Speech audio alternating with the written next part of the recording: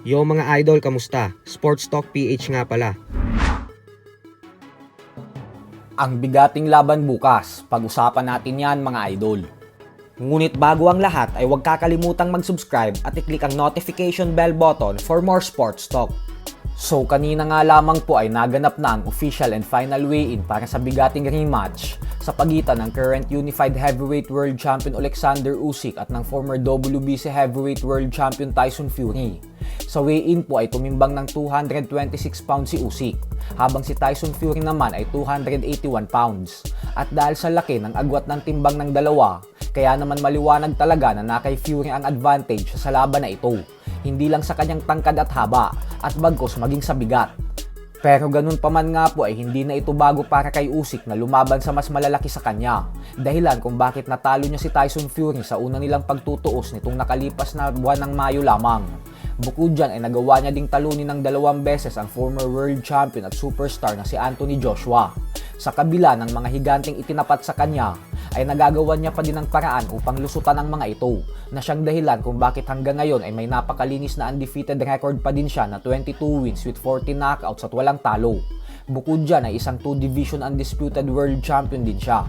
Subalit nangako nga po si Tyson Fury na ipapatikim niya na talaga kay Usyk ang kauna-unahang talo nito bukas dahil kating-kati na daw talaga siyang makabawi dito. Habang si Usyk naman ay sinabing katulad umano sa una nilang laban ay ganun pa din ang magiging resulta ng kanilang rematch bukas sa Saudi Arabia kung saan tatalunin niya lang din daw ulit si Fury. Para po sa mga hindi nakakaalam ay sa rematch na ito ay pinatunayan ni Usyk na isa talaga siyang tunay na mandirigma at walang kinakatakutan. Sinakripisyo po kasi ni Usyk ang kanyang pagiging undisputed heavyweight world champion para lamang sa laban na ito dahil mas pinili niyang harapin ulit si Fury kaysa sa kanyang IBF mandatory challenger na si Daniel Dubois. Dahilan kung bakit binaklas sa kanya ng IBF ang kanyang titulo.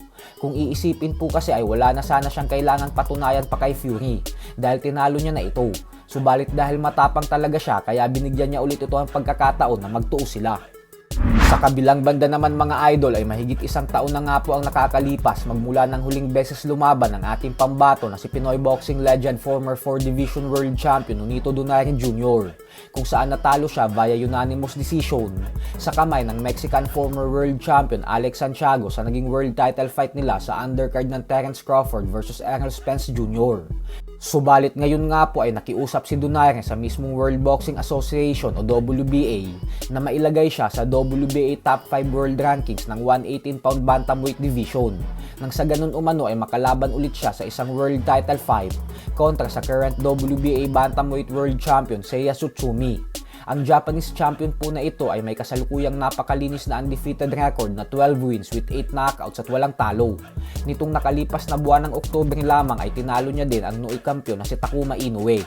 Bukod dyan ay may edad pa lamang itong 28 anyos. Kaya naman kung sakaling makasagupa ito ni Donaire ay lalabas talaga siya bilang underdog sa bakbakan na ito. Lalo pat may edad ng 42 years old ang ating pambato.